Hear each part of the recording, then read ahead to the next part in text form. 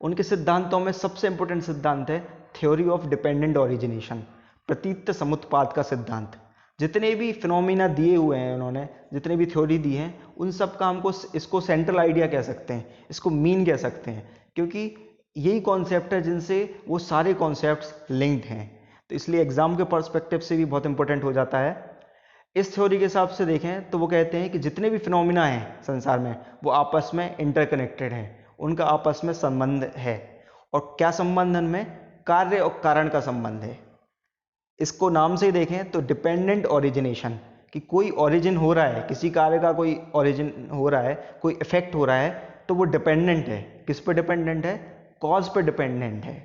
प्रतीत समुत्पाद, समुत्पाद मतलब किसी कार्य का उत्पादन हो रहा है, यदि कार्य हो रहा है तो उसके पीछे कोई ना कोई कारण अवश्य है। इसे कहते हैं theory of dependent origination. Mutual causation पे बेस्ड है, मतलब आपस में उनमें कार्य कारण का संबंध है।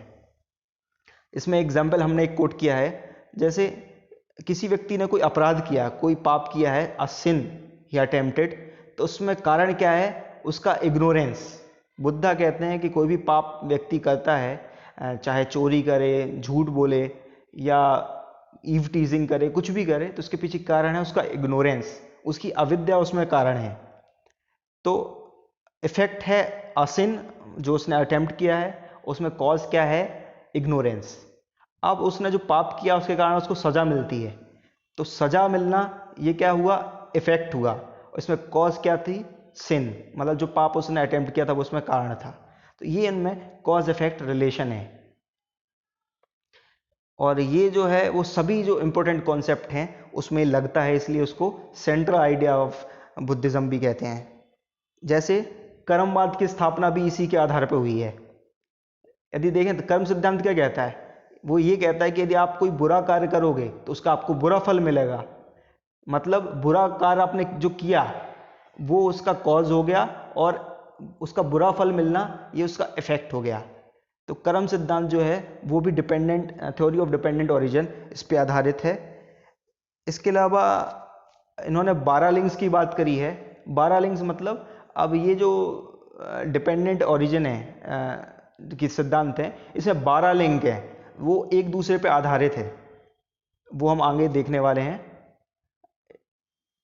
ये 12 लिंक है। सबसे पहले इग्नोरेंस। इग्नोरेंस कारण है। इग्नोरेंस के कारण से क्या होता है? कार्मिक एक्टिविटीज होती हैं। आपने इग्नोरेंस किया, आपके अंदर जो अविद्या है उसके कारण से आप सिन अटेम्प्ट करते हैं, आप पाप करते हैं, इसके कारण से कर्मों की एक्टिविटीज होती हैं, है ना। आप अविद्या के कारण आपने कोई पाप किया और आपको उसका बुरा फल मिला, आपके साथ भी कुछ बुरा बुरा हुआ, मतलब आपके साथ कर्म फल आपको मिला, तो उसमें कारण क्या था? इग्नोरेंस। और इफेक्ट क्या हुआ? कार्मिक एक्टिविटीज। उसी प्रकार कार्मिक एक्टिविटीज के कारण क्या होती है? कॉन्शियसनेस होती है। अब इसमें हमने 3 डिवीजन बनाए हुए हैं, आप ध्यान से देखेंगे तो पहला पास्ट, एक प्रेजेंट और फ्यूचर। आपने पास्ट में जो इग्नोरेंस किया इसके कारण से आपको प्रेजेंट में आपके साथ ये होने वाला है, ठीक है। पास्ट में आपने इग्नोरेंस किया तो आपके साथ कर्मों का बंधन हुआ है, और प्रेजेंट में उसके कारण क्या हो रहा है? कॉन्शियसनेस, मतलब आपको ये जो शरीर मिला है, आपको उसके अंदर जो चेतना मिली है वो उसके कारण है। और उसके कारण क्या है? माइंड और मैटर, आपको जो शरीर मिला है वो मिला है। और उसके कारण क्या है कि 6 सेंसेस, जो 6 सेंसेस हैं, आँख, नाक, कान, मुंह, स्किन और मन, वो हो रहा है। उसके कारण क्या होता है? आपका कांटेक्ट, आप जो संसार में आए हैं, आप लोगों से मिलते जुलते हैं, है ना, और सीखते हैं, अनुभव जो सीखते हैं उनसे आपका जुड़ाव हो गया है, कांटेक्ट। ये किसके कारण है? 6 सेंसेस के कारण है। और उन कांटेक्ट के कारण क्या है? आपको सेंसेशन होता है, आपको वो चीज़ें महसूस होती हैं, और उस सेंसेशन के कारण क्रेविंग, आपको जो संसार के भोग इत्यादि हैं उनको भोगने की आपके अंदर इच्छाएं होती हैं।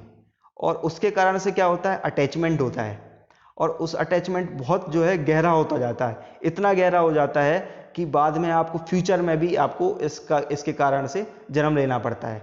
तो जो 10वें नंबर का बिकमिंग है, उसका मतलब यही है कि जो अगली आपको गति है, जो जहाँ आप जाने वाले हो इस शरीर को छोड़ के, वो जो है बिकमिंग के कारण से होता है, और आपको फिर से आपका जन्म होता है और फिर से आपका मृत्यु हो जाती है। तो ये 12 लिंक हैं जो आपस में एक दूसरे से कनेक्टेड हैं, और पहला जो है कॉज है और अगला जो इफेक्ट है। फिर और अगले के लिए जो हमने पीछे छोड़ा था वो कॉज हो जाता है और वो इफेक्ट हो जाता है। मतलब इग्नोरेंस में कॉज है और इफेक्ट क्या है, कार्मिक एक्टिविटीज़। फिर कार्मिक एक्टिविटीज़ कॉज है और कॉन्शियसनेस क्या है, इफेक्ट है। ऐसे ही ये लिंक जो है चलती रहती है। तो ये जो 12 लिंक हैं, ये हैं डिपेंडेंट ओरिजिन की 12 लिंक, प्रतीति समुत्पाद की 12 लिंक्स।